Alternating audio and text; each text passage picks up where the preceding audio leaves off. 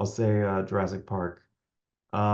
Because it meant it came at a pivotal time, right? I think it was around 1993, maybe 92, 93, somewhere around there. Um, it happened to me when I was a little kid. Well, that was the first movie where I experienced like fear, you know. Um, yes, it's a cult classic and all that other stuff, but where I was in my life at that time was very significant.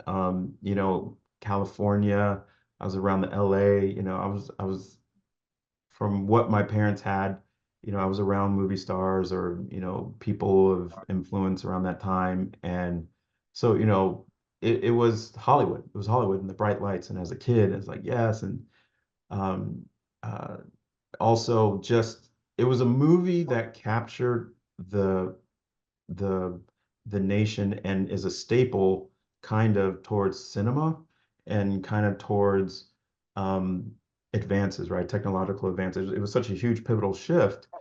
Um, and it was such a huge pivotal shift in my life because I think that summer was when I moved from California to Delaware.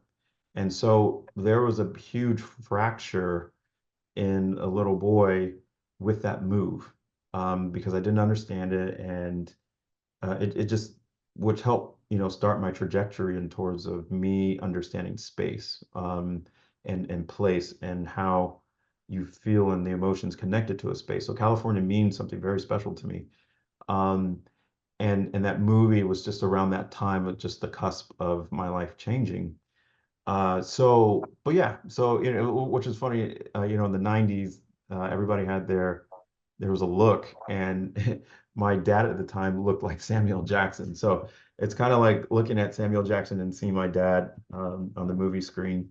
And then fun fact is my brother, who's older, he's a veterinarian, and he got to be in the new Jurassic World with Chris Pratt.